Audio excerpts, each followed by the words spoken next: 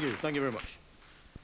A lot of newspaper reporters ask me why I write loads of songs about kids. Because I do write lots and lots of little bits and pieces about childhood and children and being kids and growing up. And the reason why I write so much about kids is that I'm fascinated by kids and by the innocence that they have, that we lose somehow in growing, if having grown up, we've lost it.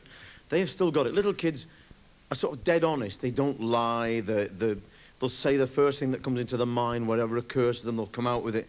They don't lie like we do. They're not learned to be deceitful and what have you. I mean, a little kid, for example, will see a bloke with his sort of ears, with his sort of stuck out like a taxi with its doors open, you know, and they'll say, Dad, come along, Dad.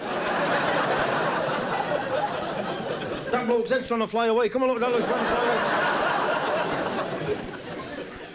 You know, the people, they'll just speak whatever comes into their mind. Come and sit on my knee, come and sit on my knee. No, your breath smells, you've been boozing. Or a kid will run into his dad, Dad, come along, Dad, come. What's up? I've just seen a flat dog. Come along, Dad, there's a flat dog out here. How do you know it's a flat dog? There's another one pumping it up, Dad, you can see him over there.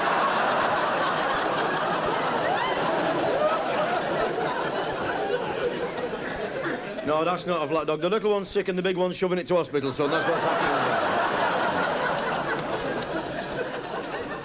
I don't think the little one wants to go. It's pushing backwards, Dad. Look, you can see it. And I used to work on the buses in Manchester. I worked on the buses for ages as a bus guard. They call them conductors here, but the guards in Manchester, you need them. And I was working on the buses, and we came outside the antenatal clinic at Crumpsall Hospital one day, and all the ladies were coming out and getting on the bus, and they were all very heavily pregnant, been in for checks and what have you. And the bus was absolutely jammed and solid with them, and there was this lady sat down on the back seat, on the long bench seat, with a little boy. And there was a woman strap-handing who was about 8.5 months pregnant, I suppose, and this woman with a little boy stood up and she said, "Sit down, love, I know what it's like. Take the weight off your feet, sit down, love." Well, she said, "Thank you, missus." Well, this woman's strap-hanging with a little boy then, and the little boy could not take his eyes off this pregnant lady. He kept looking, going, Mum. And she said, shut up, leave over. No, Mum, look, Mum, look. Shut up, Mum, no, Mum, look. And eventually, the pregnant lady leaned over. She said, "What's the matter, little boy?" He said, "Haven't you got a great big, huge, fat tummy, you?" She said, "That's my little baby and I love him." He said, "What do you eat him for, then?"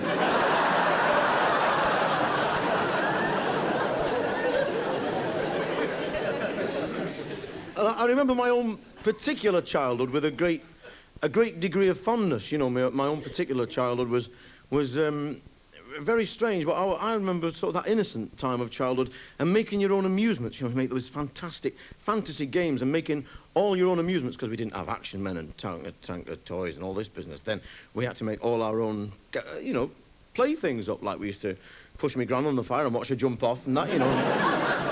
We used to have chalk marks on the hearthrug, see how far she'd get, you know. And if she made the end, we'd give her a pension book back. We used simple stuff like that. And I thought about kids and grown-ups and all the things that grown-ups say to kids, and I decided to write a song about it all, and it's called "There's Some Things That the Grown-Ups Just Won't Tell You." And I want you to imagine I'm 9 years old and I've got a moustache and my voice is broken, and I'm a red-hot guitar player, right?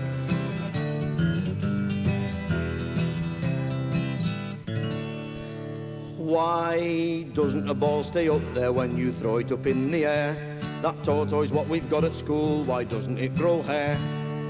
I wish I knew the answers, I don't think that it's fair. There's some things that the grown-ups just won't tell you.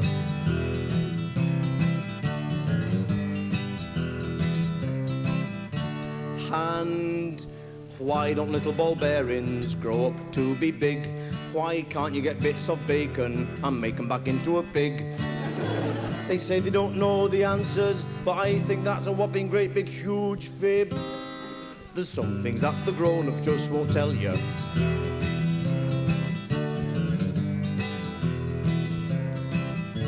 And where does all the fluff come from you'll find between your toes? And how do those great big boogies climb right up inside your nose? They must come in the night when you're asleep, I suppose.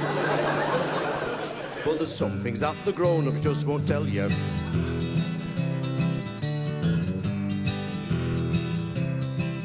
Does God go to the toilet? What gives you a cough? Why don't fish go rusty? What puts the smell in your socks? If you undo your belly butting, will your bum really fall off? There's some things that the grown-ups just won't tell you.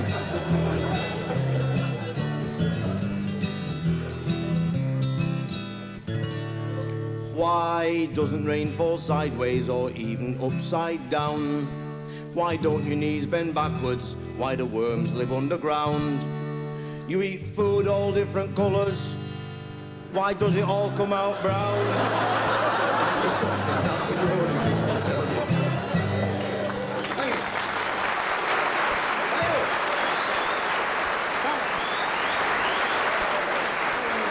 Next song I'm going to do eventually is about my family. Now, a lot of newspaper reporters ask me, they say, are you really that stupid?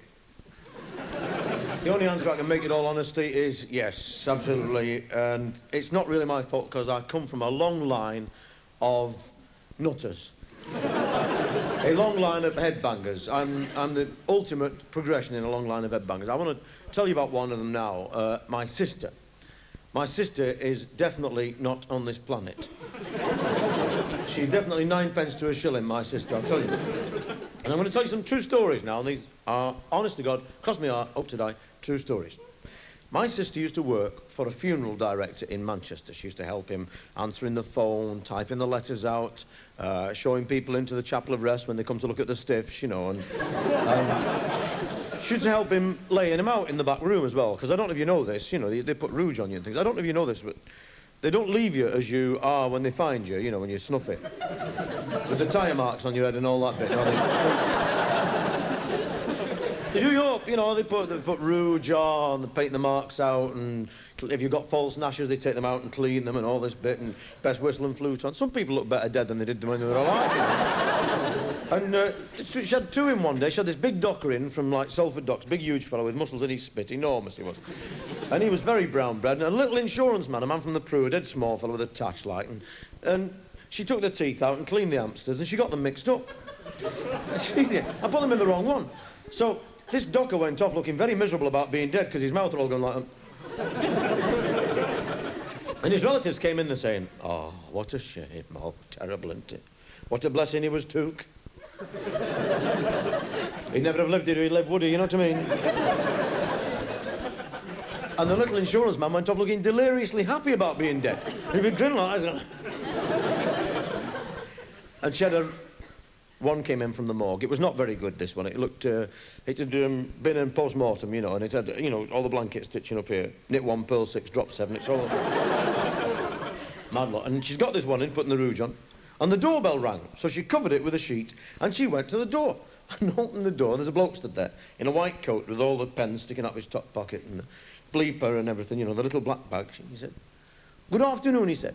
Where is it? She said, oh, it's through here. She took him through, pulled back the sheet, he took one look, he went, ah, boom, fell on the deck. He'd come to mend the typewriter.